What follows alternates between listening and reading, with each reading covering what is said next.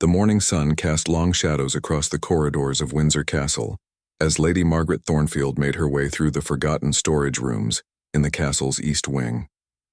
As the newly appointed Royal Collections curator, she had been tasked with cataloging items that had been stored away for decades. Dust particles danced in the golden light streaming through the tall windows as she carefully opened another ornate trunk. What she discovered inside made her gasp and step backward. Wrapped in pristine white silk lay a wedding dress of extraordinary beauty and craftsmanship. The gown was clearly from another era, with delicate pearl beading, intricate lacework, and a train that seemed to go on forever. But it was the small embroidered tag inside the bodice that made Margaret's heart race. Made for Her Majesty Queen Elizabeth II, 1947. Margaret's hands trembled as she carefully lifted the dress. This was not just any wedding gown. This was the spare wedding dress that had been secretly commissioned as a backup for Queen Elizabeth's wedding to Prince Philip. Royal protocol had always dictated that a second dress be made in case of any disaster befalling the primary gown. The existence of this dress had been one of the monarchy's best-kept secrets for over 70 years. As Margaret examined the gown more closely, she noticed something that made her blood run cold. There were recent alterations, fresh stitching along the waistline and hemline. Someone had been modifying this sacred piece of royal history. The alterations were expertly done, but they were definitely modern work. Who would dare to alter Queen Elizabeth's wedding dress? And more importantly, why? Margaret immediately contacted Sir Anthony Pembroke, the private secretary to King Charles. Within an hour, Sir Anthony arrived at the storage room, his usually composed demeanor showing signs of strain. When he saw the dress and the alterations, his face turned pale.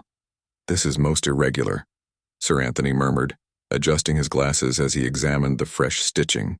No one should have access to these storage rooms without proper authorization. And certainly no one should be altering items of such historical significance.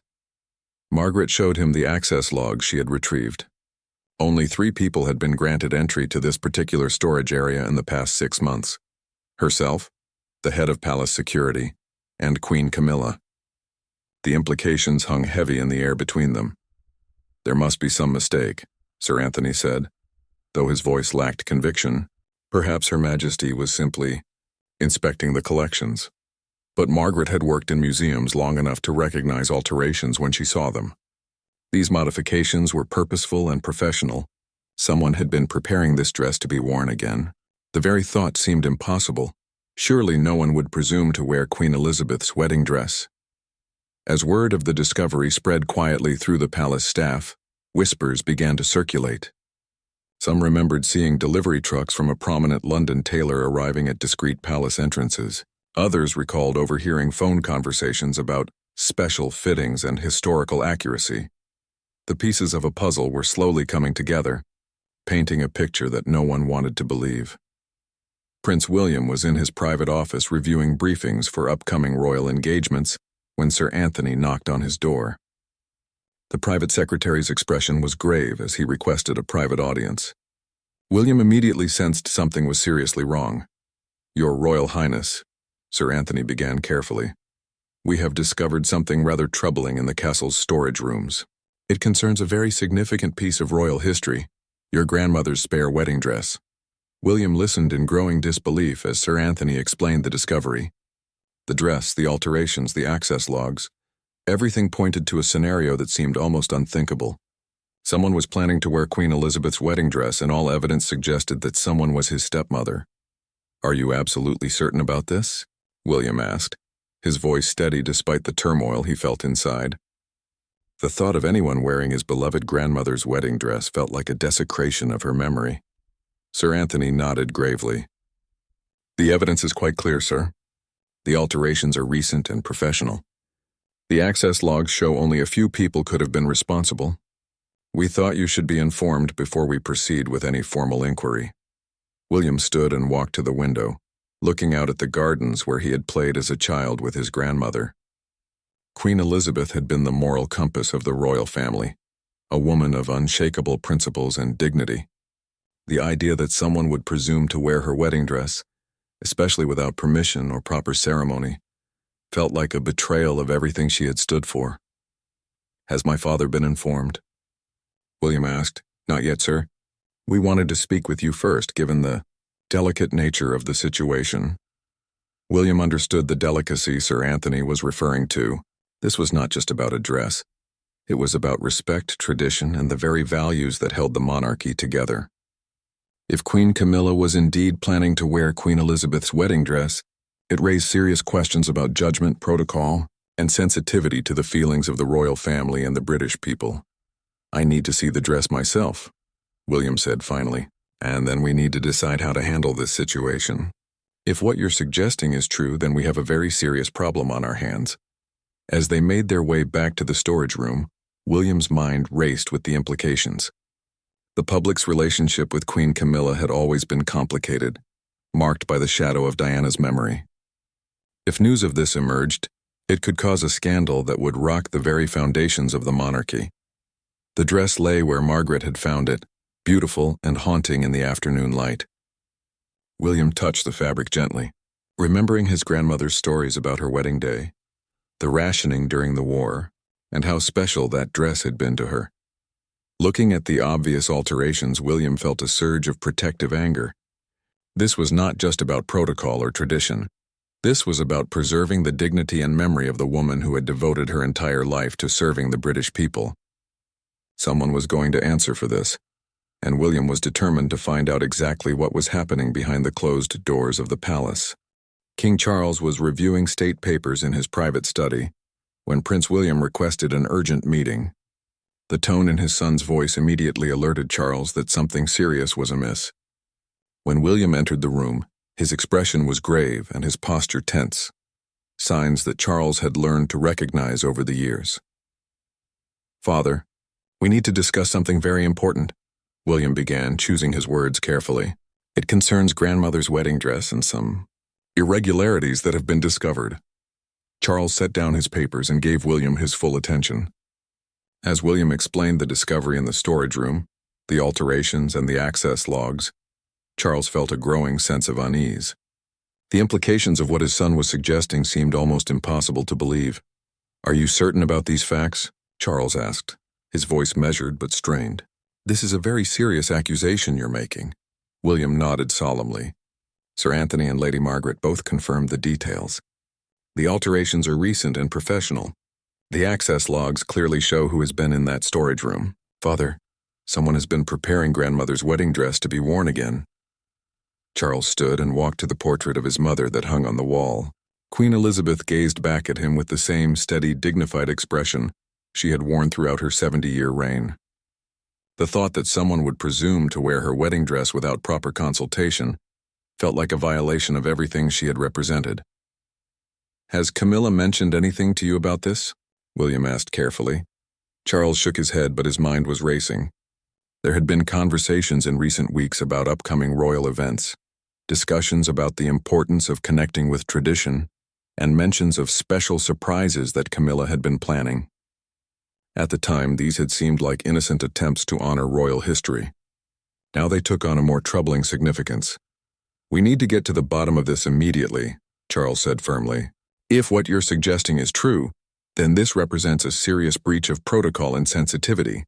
Meanwhile, in her private apartments, Queen Camilla was meeting with Helena Morrison, the renowned costume designer who had been secretly working on what Camilla believed would be the surprise of the century. Helena had spent weeks carefully studying historical photographs and documents to ensure every detail would be perfect for what Camilla envisioned as a touching tribute to Queen Elizabeth's memory. "The alterations are progressing beautifully," Helena reported, showing Camilla detailed photographs of the work. "The fit will be perfect and the historical accuracy is impeccable. This will be such a meaningful way to honor Her late Majesty's memory." Camilla smiled, pleased with the progress. In her mind, wearing Queen Elizabeth's wedding dress at an upcoming commemorative event would be the ultimate gesture of respect and continuity.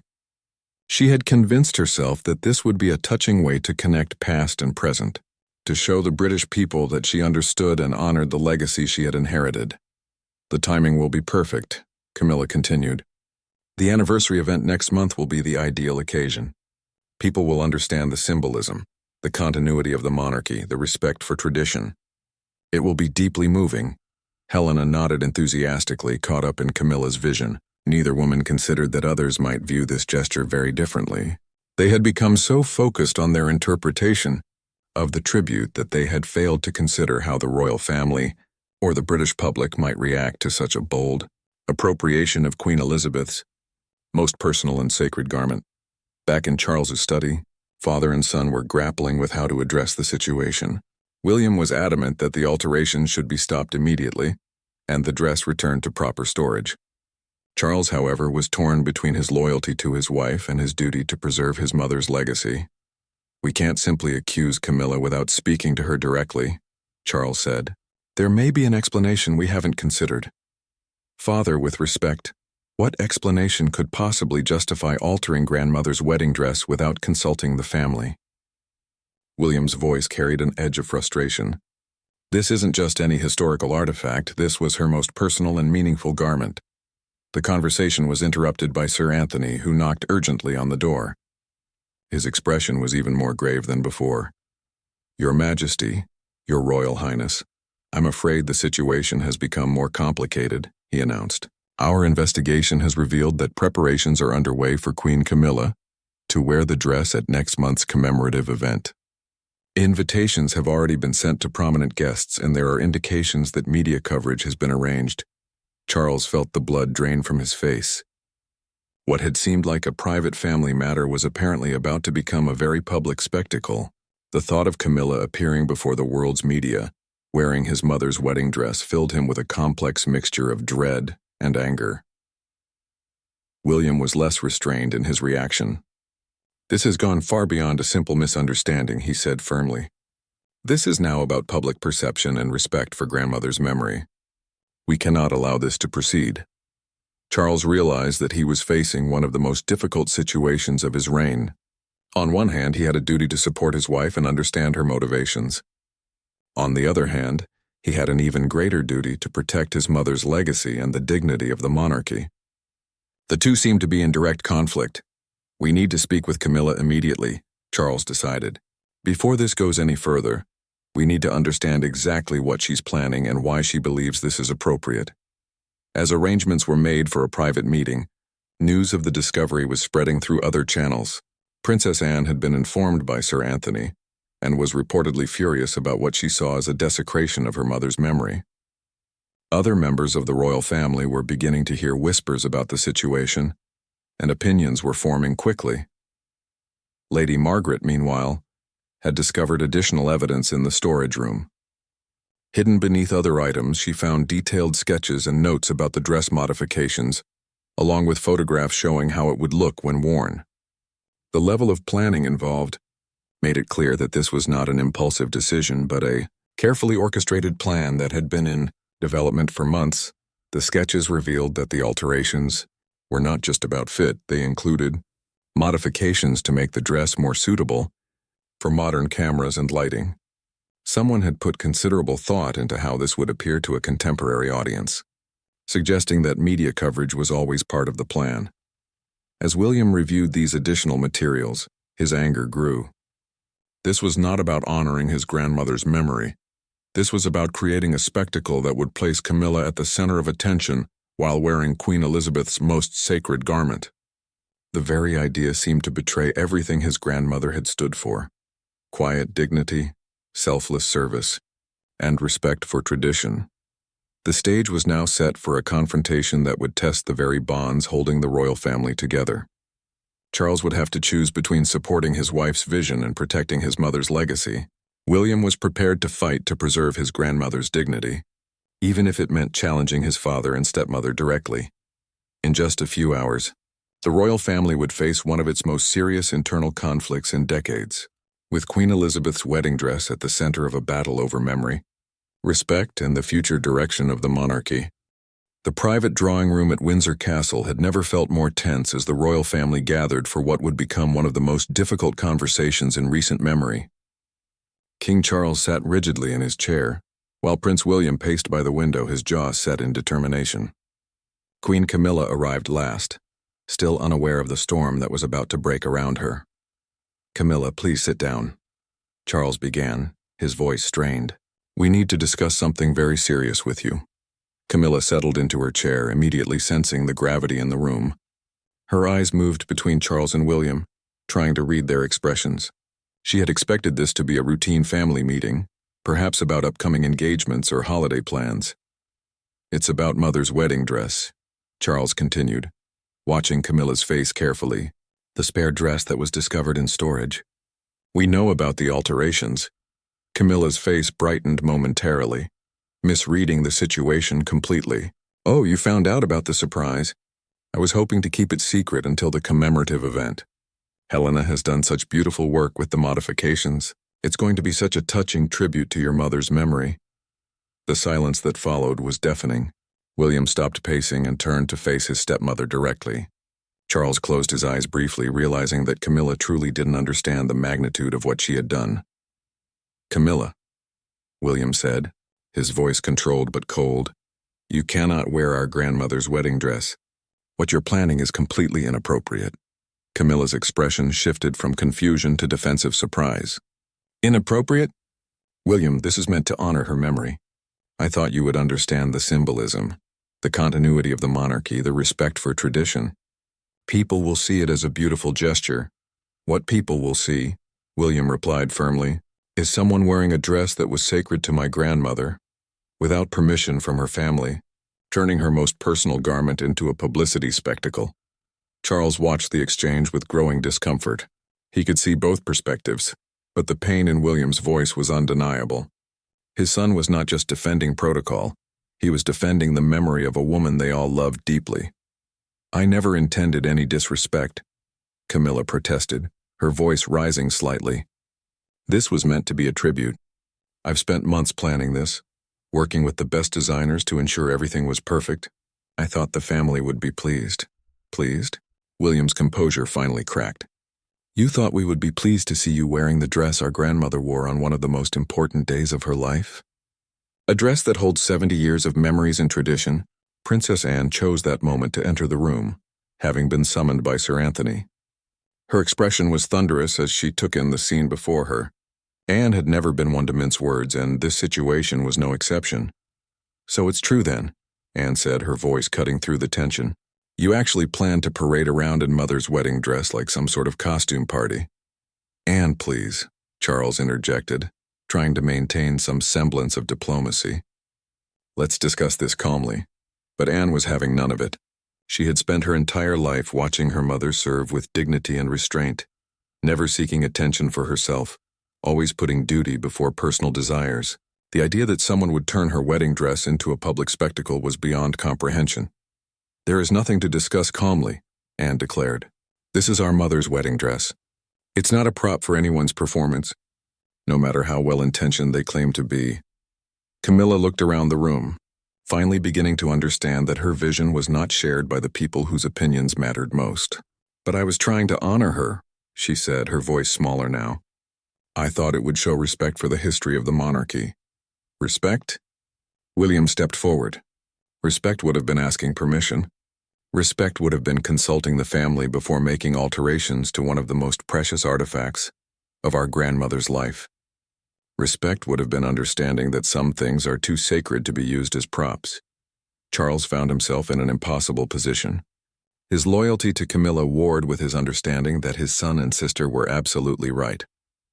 Queen Elizabeth's wedding dress was not just a historical artifact. It was a symbol of her commitment, her love story with Prince Philip, and the beginning of her extraordinary journey as monarch. "Camilla," Charles said carefully, "I understand your intentions were good, but the family is united in feeling that this is not appropriate. The dress needs to be returned to storage immediately, and the commemorative event will need to be reimagined." Camilla's face flushed with embarrassment and anger. She had invested months of planning, significant money, and considerable emotional energy into what she had genuinely believed would be a beautiful tribute. Now she was being told that her gesture was seen as offensive and inappropriate. "I see," she said, her voice tight with controlled emotion. "So my judgment is not trusted. My attempts to honor the royal family's history are seen as inappropriate. After all these years, I'm still an outsider who doesn't understand the rules." "This isn't about you being an outsider," William said, though his tone remained firm. "This is about understanding boundaries. Some things are simply too precious and personal to be repurposed, no matter how good the intentions. The room fell silent again as the implications of the confrontation sank in. This was not just about a dress, it was about respect, boundaries, and the complex dynamics that had always existed within the royal family. Years of careful relationship building were being tested by this single decision. Sir Anthony appeared in the doorway, clearly uncomfortable with the timing but needing to address practical matters. Your Majesty, forgive the interruption, but decisions need to be made about the event next month. Guests have been invited, media coverage has been arranged, and there are contractual obligations that need to be addressed. Charles rubbed his temples, feeling the weight of the situation pressing down on him. Canceling or significantly altering the commemorative event would raise questions from the media and the public. But proceeding with Camilla wearing Queen Elizabeth's wedding dress was now clearly impossible. The event will proceed, Charles decided, but without the dress. We'll need to develop an alternative approach that honors Mother's memory in a more conventional manner. Camilla stood abruptly, her composure finally breaking. So my months of planning, my vision for honoring your mother, all of it is simply dismissed because I didn't ask permission to pay tribute to a woman I respected deeply? Yes, Anne said bluntly. Because some things require permission. Because some boundaries should never be crossed.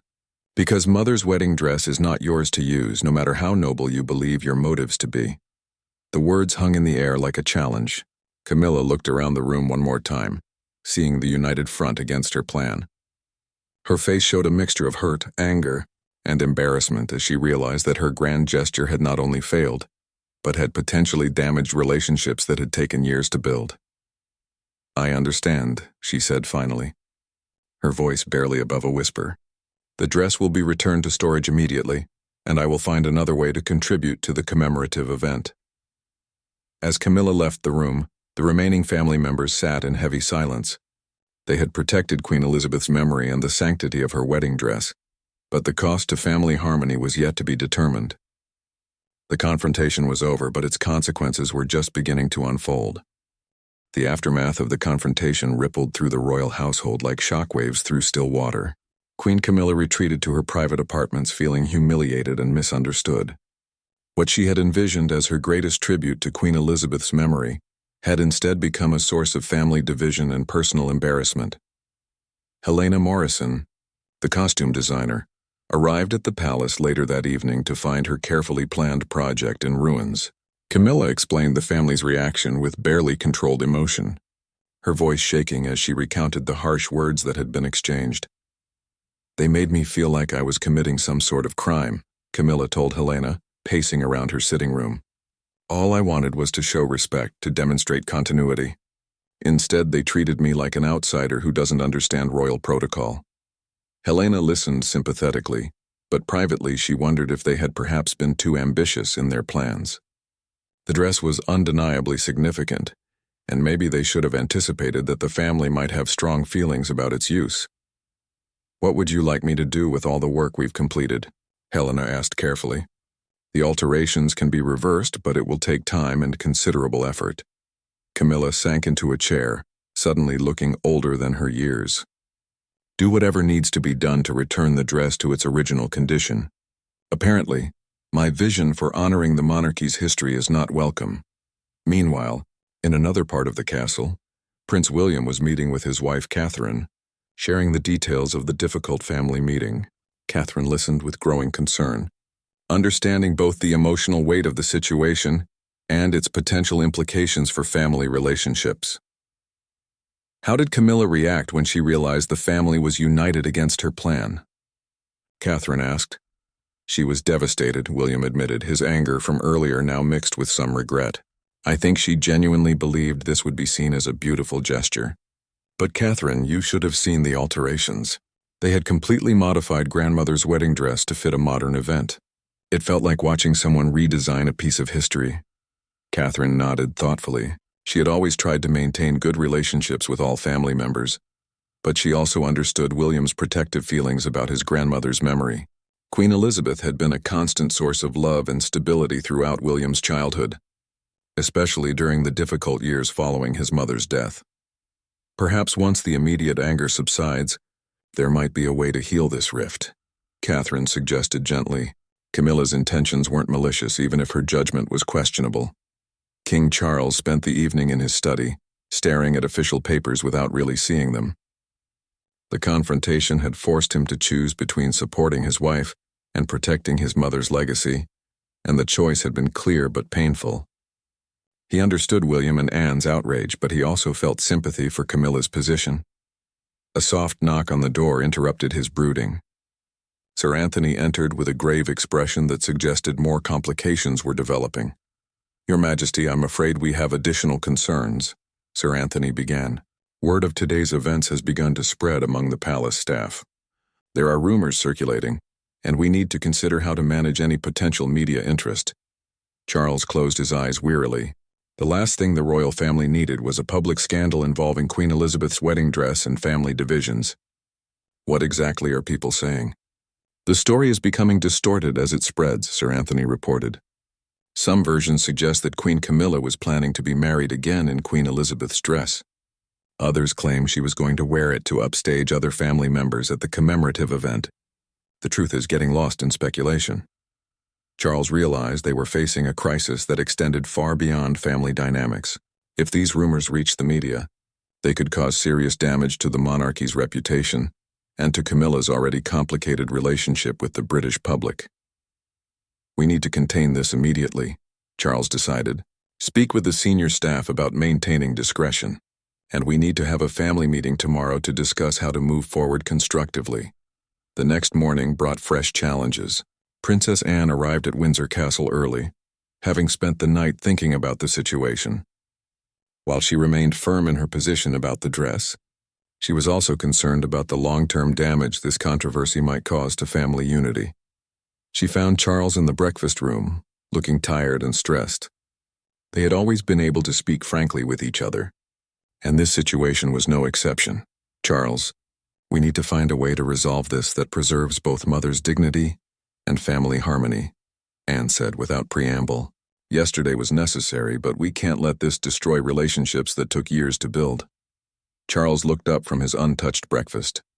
"What do you suggest?" "Camilla feels humiliated and misunderstood. William is still angry about the dress, and now we have staff rumors that could leak to the press at any moment. We need to help Camilla understand why the family reacted so strongly, while also acknowledging that her intentions were good," Anne replied. "And we need to find a way for her to contribute meaningfully to the commemorative event without compromising our principles." When William arrived for the family meeting, he brought with him a more measured perspective than he had shown the day before. A night of reflection and conversation with Catherine had helped him see the broader implications of the family conflict. "I want to be clear," William began, as the family gathered again. "My position about grandmother's wedding dress hasn't changed. But I also don't want this situation to cause permanent damage to our family relationships." Camilla entered the room looking composed but fragile. She had clearly spent considerable time preparing for this conversation, determined to maintain her dignity while addressing the family's concerns. "I want to apologize," Camilla said before anyone else could speak. "Not for my intentions, which were sincere, but for not consulting the family before making such significant plans. I should have understood that Queen Elizabeth's wedding dress was too personal and precious to be used without unanimous family agreement." The acknowledgement seemed to ease some of the tension in the room. Charles reached for his wife's hand, showing his support while also respecting the family's position. "We appreciate that, Camilla," William responded, "and I want to acknowledge that your intentions were good. Perhaps we can find a way to channel your desire to honor grandmother's memory into something that feels right for everyone." Princess Anne, never one to let emotions override practical concerns, addressed the immediate challenges they faced. "We need to manage the staff rumors before they reach the media, and we need to reimagine the commemorative event in a way that works for everyone." Sir Anthony, who had been quietly observing the family dynamics, stepped forward with a suggestion. Perhaps Queen Camilla could wear one of Queen Elizabeth's other significant pieces, jewelry or accessories, that would honor her memory without crossing the boundaries that concern the family. The suggestion offered a potential path forward that might satisfy everyone's needs. Camilla could still pay tribute to Queen Elizabeth's legacy. The family could preserve the sanctity of the wedding dress, and the commemorative event could proceed with dignity and unity. As the family continued their discussion, working through the practical and emotional challenges of moving forward, it became clear that this crisis might ultimately strengthen their relationships by forcing them to communicate more openly about boundaries, expectations, and the complex dynamics of their unique positions. The wedding dress would be carefully restored and returned to proper storage, but the conversations it had sparked about respect, family unity, and the preservation of royal history would continue to influence how the family navigated future challenges together. 3 weeks after the confrontation, the royal family was making careful progress toward healing the wounds that had been opened by the wedding dress controversy. Queen Camilla had thrown herself into planning alternative ways to honor Queen Elizabeth's memory at the upcoming commemorative event, working closely with palace historians to ensure every detail would be appropriate and meaningful. The solution they had developed centered around Queen Elizabeth's magnificent sapphire and diamond jewelry collection. Camilla would wear the same sapphire and diamond necklace that Queen Elizabeth had worn on her silver wedding anniversary, along with matching earrings that had been a gift from Prince Philip. The symbolism was powerful but respectful, honoring the Queen's legacy without appropriating her most personal possessions. Helena, Morrison had completed the delicate work of reversing all alterations to Queen Elizabeth's wedding dress. Every stitch had been carefully removed, every modification undone, until the gown was restored to its original 1947 condition. The dress was now safely stored in climate-controlled conditions, with additional security measures to prevent any future unauthorized access. "The restoration is complete," Helena reported to Lady Margaret during a final inspection. "You would never know that any alterations had been made. The dress is exactly as it was when Queen Elizabeth's seamstresses finished it over 70 years ago." Lady Margaret carefully examined the gown, relief evident in her expression. As the Royal Collection's curator, she felt personally responsible for protecting these precious artifacts. "Thank you for your meticulous work in undoing the changes. This dress represents so much more than fabric and pearls. It's a tangible connection to one of the most important days in royal history." Meanwhile, Prince William had been working behind the scenes to address the staff rumors that had been circulating through the palace. He met personally with senior household members, explaining the situation honestly while emphasizing the importance of discretion and loyalty to the royal family. There was a misunderstanding about plans for the commemorative event. William told the gathered staff members, "The situation has been resolved within the family and we're moving forward positively. I'm counting on everyone's continued discretion and professionalism." The staff members, most of whom had served the royal family for many years, understood the delicate nature of the situation. They appreciated William's direct approach and his trust in sharing the truth with them rather than letting rumors continue to spread unchecked. Catherine had been working quietly to bridge the gap between William and Camilla, understanding that long-term family harmony required active effort from everyone involved. She arranged for private conversations between family members, always with the goal of rebuilding trust and understanding. "William knows that your intentions were good," Catherine told Camilla during one of these private meetings. "He was reacting from a place of love for his grandmother, just as you were acting from love and respect for the royal family. Sometimes good intentions can still lead to misunderstandings." Camilla appreciated Catherine's diplomatic efforts, recognizing that the younger woman was working to heal family relationships without compromising her loyalty to her husband. "Catherine, I hope you know that I would never intentionally disrespect Queen Elizabeth's memory. She was an extraordinary woman who showed me kindness when others were less welcoming." The conversation helped Camilla understand that the family's reaction had not been about rejecting her personally, but about protecting something sacred to their shared memories of Queen Elizabeth. This insight made it easier for her to move forward without lingering resentment.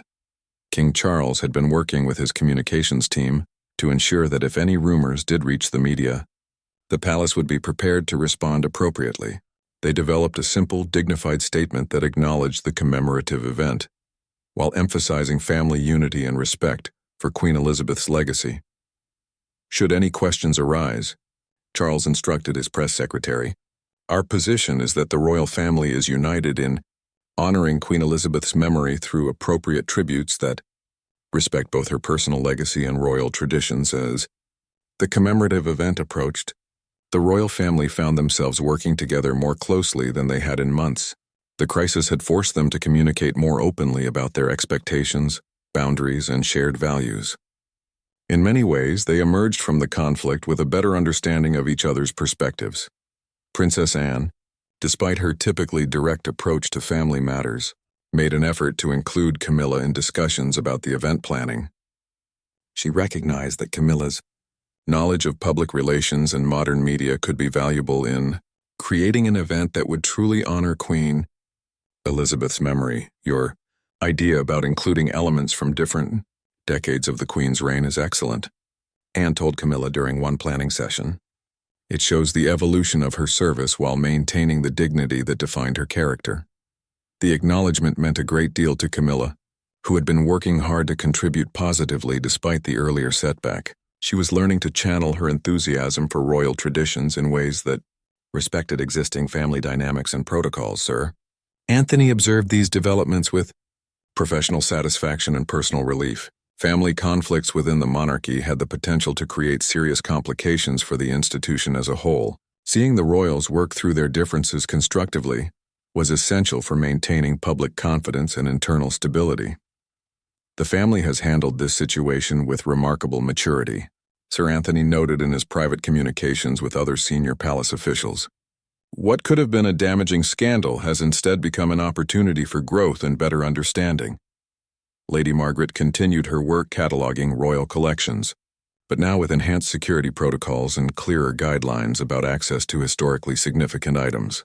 The experience had taught everyone involved about the importance of consultation and communication when dealing with artifacts that held deep emotional significance for the royal family. The media had remained blissfully unaware of the internal family drama, focusing instead on the upcoming commemorative event and speculation about what tributes would be included. Royal correspondents noted the increased cooperation between family members in planning the event, interpreting this as a positive sign of unity within the monarchy. As the final preparations were completed, Queen Camilla found herself in an unexpected position. What had begun as her personal vision for honoring Queen Elizabeth had evolved into a collaborative family effort that was arguably more meaningful than anything she could have accomplished alone. The sapphire jewelry she would wear carried its own powerful symbolism, representing continuity and respect without crossing the boundaries that were so important to the family. Helena Morrison, despite the disappointment of seeing her careful alterations undone, had gained valuable insight into the complex dynamics of royal protocol. She understood now that working with the royal family required not just technical skill, but also sensitivity to the emotional and historical significance of every item in their possession. The evening before the commemorative event, the royal family gathered for a private dinner at Windsor Castle. The atmosphere was markedly different from the tension-filled meetings of 3 weeks earlier. Conversation flowed naturally, with genuine warmth replacing the careful politeness that had characterized their interactions during the crisis. "I want to thank everyone for working together to create something beautiful for tomorrow," Charles said as the meal concluded. Mother would have been proud to see the family united in honoring her memory with such thoughtfulness and dignity. William raised his glass in a toast. "To grandmother's memory and to the importance of family, even when we disagree, we find our way back to understanding and respect." As the family members said their good nights and retired to their rooms, there was a sense that they had not just survived a crisis, but had emerged stronger and more unified. The confrontation over Queen Elizabeth's wedding dress had forced them to examine their relationships, their values, and their commitment to preserving royal traditions while adapting to changing times. Queen Camilla spent her final moments before sleep reflecting on the lessons learned. Her desire to honor Queen Elizabeth's memory had been sincere, but she now understood that good intentions alone were not sufficient when dealing with items and traditions that held such deep significance for the people she had married into. The experience had taught her about the importance of consultation, patience, and understanding the emotional landscape of her new family. The wedding dress itself remained safely stored, its brief moment of controversy now part of its own history. It would continue to represent not just Queen Elizabeth's wedding day, but also the royal family's commitment to protecting what was most precious and sacred in their shared heritage. The crisis had passed, Relationships had been repaired, and the monarchy had demonstrated its ability to handle internal challenges with grace and dignity. The morning of the commemorative event dawned bright and clear, with Windsor Castle bathed in golden autumn sunlight. The months of careful planning and the weeks of family reconciliation had led to this moment, a celebration of Queen Elizabeth's legacy that would demonstrate both respect for tradition and unity within the royal family. Queen Camilla stood before her mirror as her lady's maid fastened the clasp of Queen Elizabeth's sapphire and diamond necklace around her neck.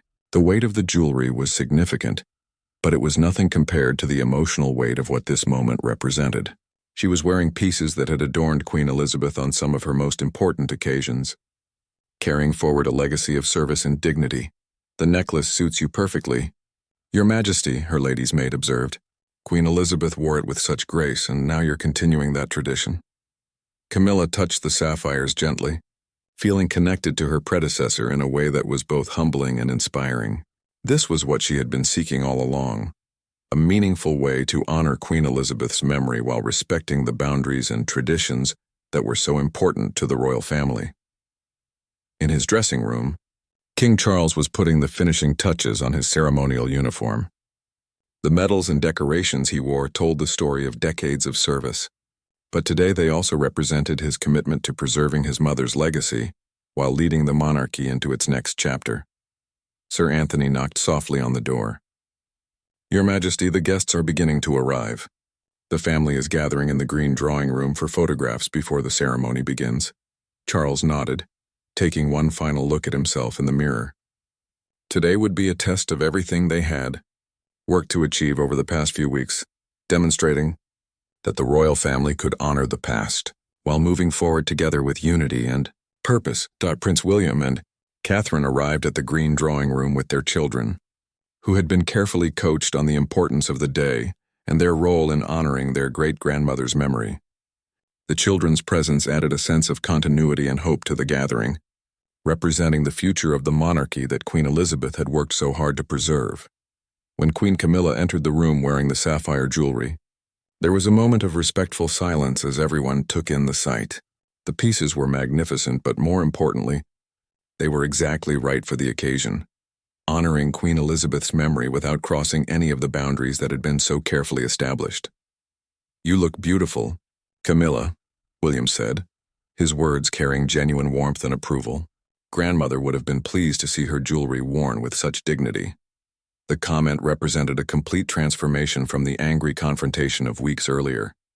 William's ability to acknowledge Camilla's success in finding an appropriate way to honor his grandmother showed the maturity and grace that would serve him well as a future king. Princess Anne, ever practical but also deeply sentimental about her mother's memory, examined the jewelry with approval. "Those pieces meant a great deal to Mother. She wore them on so many important occasions. You're carrying forward their story in exactly the right way." As the family posed for official photographs, the unity that had emerged from their earlier crisis was evident in every image. They stood together not just as members of the same family, but as people who had learned to respect each other's perspectives and work together toward common goals. The commemorative ceremony itself was a masterpiece of royal protocol and genuine emotion. Representatives from across the Commonwealth had gathered to pay tribute to Queen Elizabeth's legacy, and the event showcased everything she had valued most: service, dignity, tradition, and family unity. When Queen Camilla spoke about Queen Elizabeth's impact on the monarchy and the nation, her words carried genuine emotion and deep respect. The sapphire necklace caught the light as she gestured, creating a visual reminder of the continuity between past and present. Queen Elizabeth showed us all what it means to serve with grace, to lead with humility, and to put duty before personal desires, Camilla said to the assembled guests. Today, we honor not just her memory, but our commitment to continuing the values she embodied throughout her remarkable reign. The speech was well received by both the audience and the media, who noted the obvious family unity and the thoughtful way Queen Elizabeth's memory was being honored. Royal correspondents praised the seamless blend of tradition and modernity that characterized the entire event. During the reception that followed, guests commented repeatedly on the obvious warmth and cooperation among family members, What could have been a source of division and controversy had instead become an opportunity for the royal family to demonstrate their resilience and commitment to working together. Lady Margaret, who had been instrumental in uncovering the original controversy, watched the proceedings with quiet satisfaction. The crisis over Queen Elizabeth's wedding dress had been resolved in a way that protected the precious artifact while strengthening family relationships. The enhanced security protocols she had implemented would ensure that similar situations could be prevented in the future. Helena Morrison, who had attended the event as a guest despite the earlier complications, observed Queen Camilla throughout the day with professional admiration. The sapphire jewelry was perfectly suited to the occasion, and Camilla wore it with exactly the right combination of respect and confidence. As the event concluded and guests began to depart, the royal family gathered once more in private. The success of the day was evident in their relaxed expressions and genuine smiles. They had not only honored Queen Elizabeth's memory appropriately, but had also proven to themselves and the world that they could overcome internal challenges with grace and wisdom. "Mother would have been proud of today," Charles said, looking around at his family, "not just of the ceremony, but of how we all worked together to create something worthy of her memory." Queen Camilla removed the sapphire necklace carefully that evening, understanding now that she had been entrusted with continuing a legacy that extended far beyond any single piece of jewelry or clothing. The confrontation over Queen Elizabeth's wedding dress had taught her valuable lessons about patience, consultation, and the importance of understanding the deep emotional connections that bound the royal family together. The wedding dress itself remained safely stored in the palace archives, its brief moment of controversy now part of its own complex history. It would continue to be preserved as a testament to Queen Elizabeth's love story with Prince Philip and her commitment to a life of service that began on her wedding day in 1947. In the end, the crisis had strengthened rather than weakened the bonds between family members. They had learned to communicate more openly about their expectations and boundaries, and they had discovered that even serious disagreements could be resolved when people approached each other with respect and genuine commitment to finding solutions. The royal family had emerged from their confrontation more united, more understanding of each other's perspectives, and more committed to preserving Queen Elizabeth's legacy in ways that honored both tradition and the changing needs of a modern monarchy. The lessons learned would serve them well in facing whatever challenges the future might bring.